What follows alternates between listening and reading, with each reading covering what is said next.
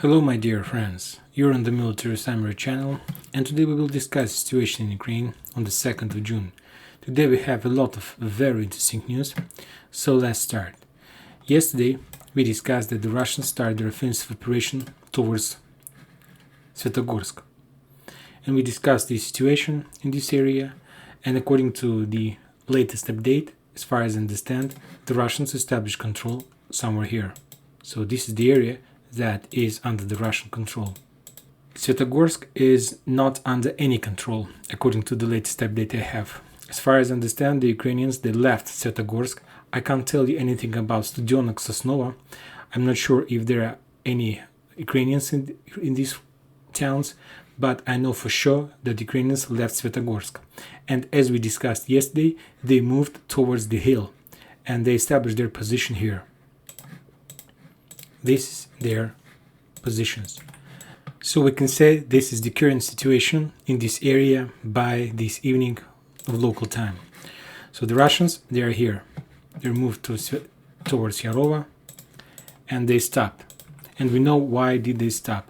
They stopped because they can't continue their movements because of the fact that Ukrainians is on these hills.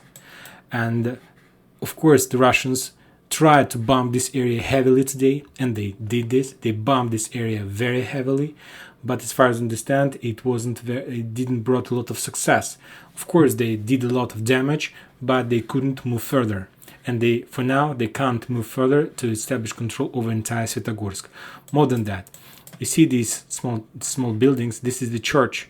This church is under the UNESCO protection. It's a very beautiful building, and as far as I know, according to information I have, this church, a few shells got into this church, and as far as I know, two monks were killed, and as I know, the Ukrainian forces used this church as warehouses for their shells. So this is the situation in this area, and as far as I understand, the Russians are waiting when the forces from Izium bridgehead are planning to attack Bogorodishne. More than that, we understand that Sviatohirsk is in the gray zone. The Ukrainians can no longer establish control of this town, and I'm not sure about these two areas, Studionok and Sosnovo. There was no updates from the Russian sources, neither nor from West sources about these towns. Are there any soldiers there or something else? But I must say that I think that no matter are there forces or not, the Russians are planning to clear these towns immediately as soon as the Ukrainians left Sviatohirsk. The first piece of news that Ukrainians left the town we received this morning, and first forces that left this area was the territory defense. So as soon as we discussed yesterday, the Russians did a small push, and the most weakest forces, the territory defense, left this area immediately and established their positions here. Later this day, somewhere at noon, we got some update that the Russians established control over Shurova. This is Liman, if you remember, and we discussed that Shurova was the last position in this area where the Ukrainians kept their rearguard forces, and today we received update from the Russian sources that they managed to establish control and to clear this territory totally. So we can say that this entire area is no longer under the Ukrainian control, but under the Russian control. So let's update this map according to this update. This is the current situation in Liman. They established this today. The Russians took a part of Sviatohirsk. They established control over Shurova, and a few days ago we discussed that the Russians established control over Dibrova, Brusivka, Stary Karavan. There were no updates about Ozerno, but some Russian sources are showing on their maps that this town is under the Russians as well. So this is the current situation. The Ukrainians moved from north side of Seversky Donetsk River to the south side, and now they don't have any bridgehead or any reliable or stable bridgehead on that side of the river, at least in this sector of the front line. So we can say that in a day, in a week, we're gonna see the first clashes, heavy clashes near Slaviansk, and the battle for the heart of Donbas Arc is up to begin. Now let's talk about our Lysychansk agglomeration. This is the Lysychansk agglomeration. You see that the West sources map has been updated. Now there is showing us that the Russians established control for more than half of the town, and as far as you can see, the Russians established control over just the east part of the town, and you see that they're not even trying to cross this middle line. They're not even trying to attack towards this industrial zone, and we know why they're not doing this, because of very bad position. This industrial zone is like a trap, so there is no way to attack. The Ukrainians, of course, they are keeping there some forces, something like meat for the line. They won't force Russian to move. For example, if we're talking about the Russian sources map, there is almost the same, just with few differences. First of all, Metelkine is under Russian control. This is town Metelkine. The West source map is not updating this area. More than that, according to the Russian sources, the Ukrainians left Voronova. So this is like an icon that Ukrainians, starting this morning, they started to retreating from the Voronova. And the reason why they're doing this is because of the fact that the Russians established control over Metelkine.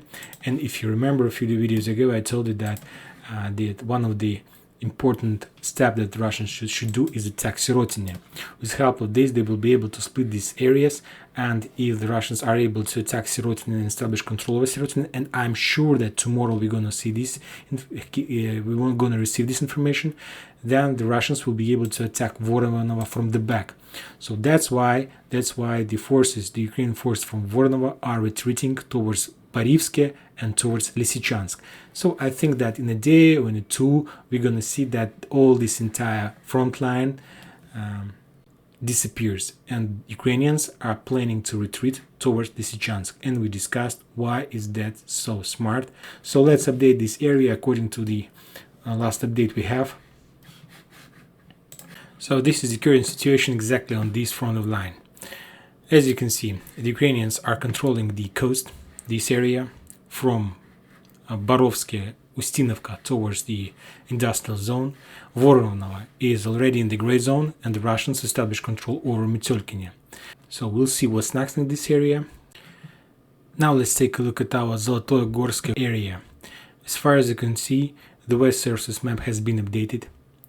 According to this information, if you can see, the West sources map develop and increase the Russian bridgehead. If you remember the previous version of this map, the Russians were very far from Avdiivka. They were just here. They wasn't here. The Russians wasn't here. The Russians wasn't near Nikolaevka. They were somewhere near Lipova.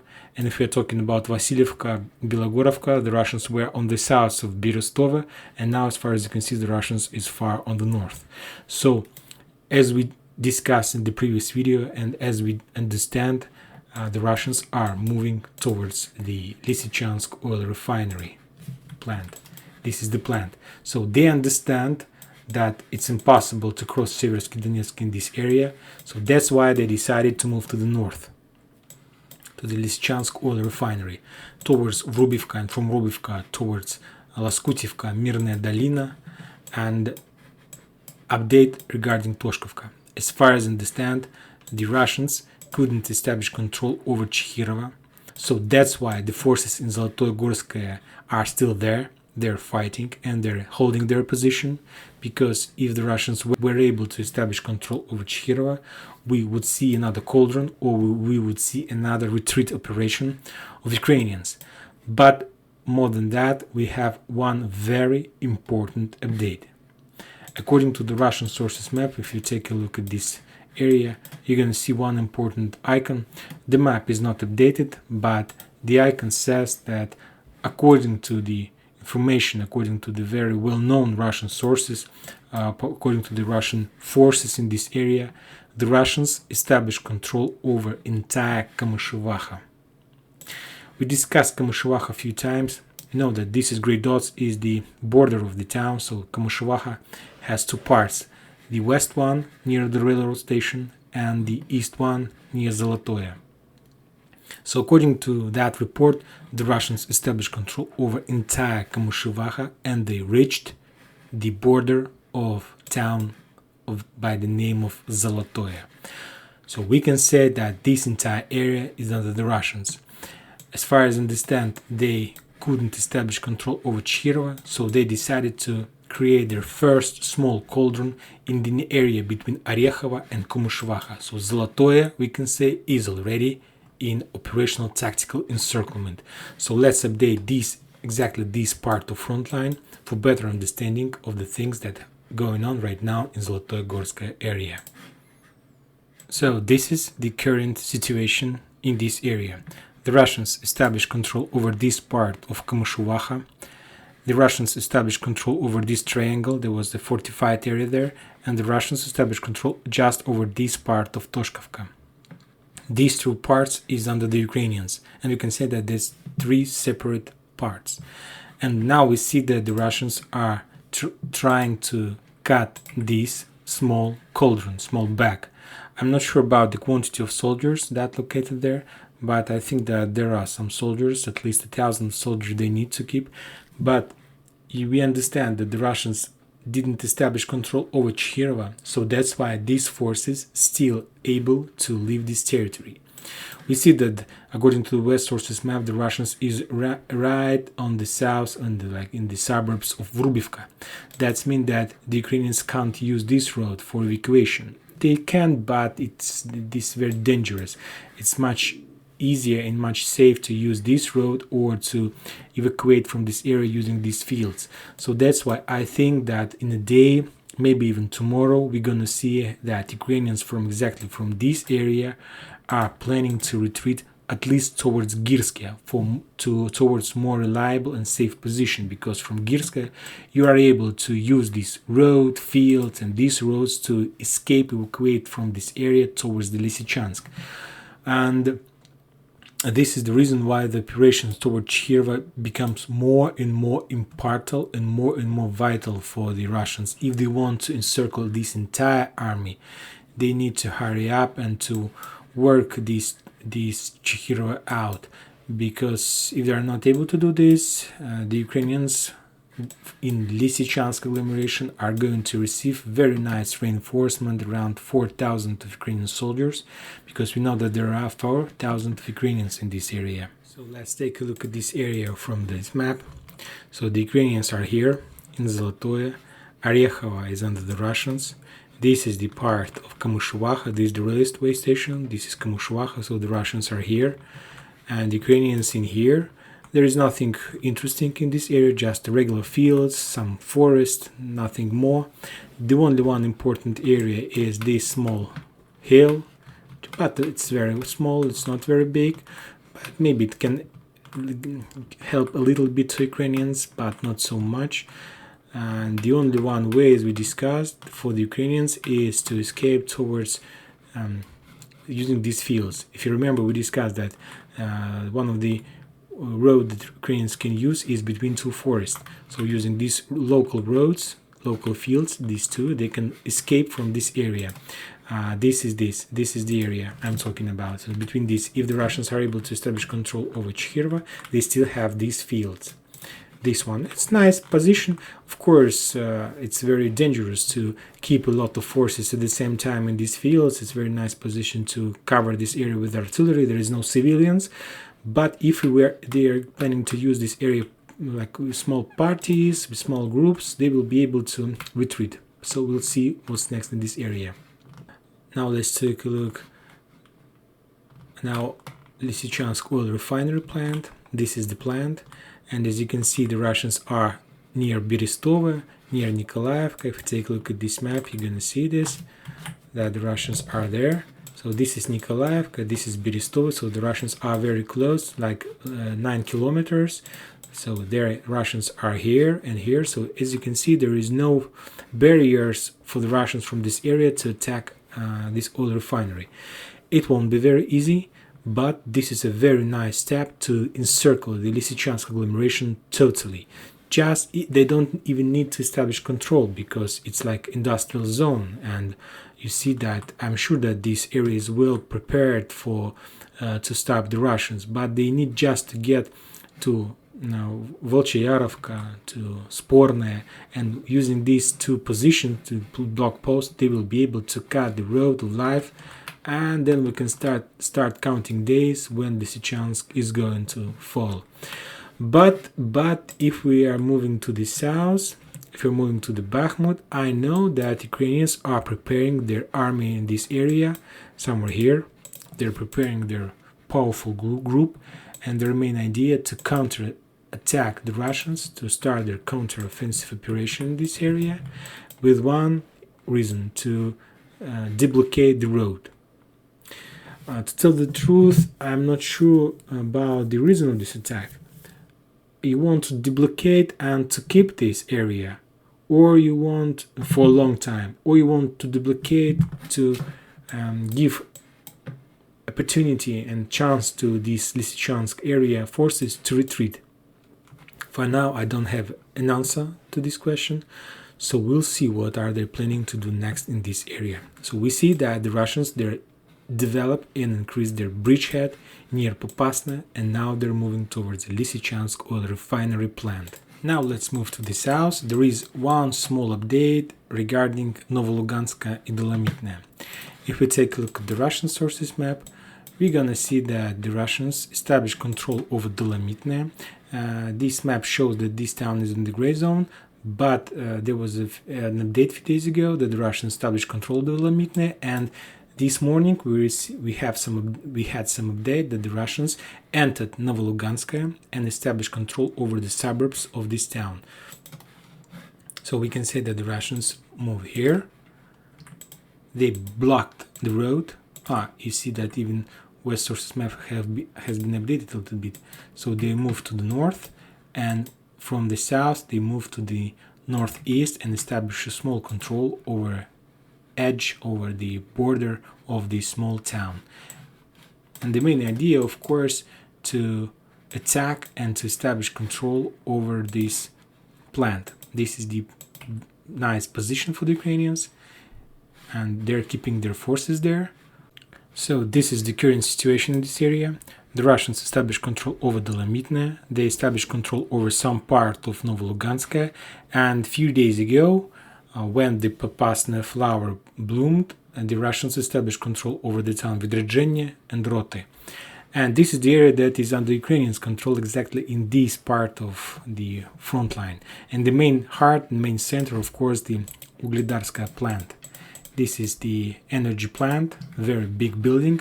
It's a very big fortified position, not as Lysychansk oil refinery, but also it's very big position. Take a look at this map. We're gonna see that there is nothing special, just a valley. This is the plant. Also nothing special, just a few buildings. So I don't think that it will take time, a lot of time for the Russians to establish control over this area.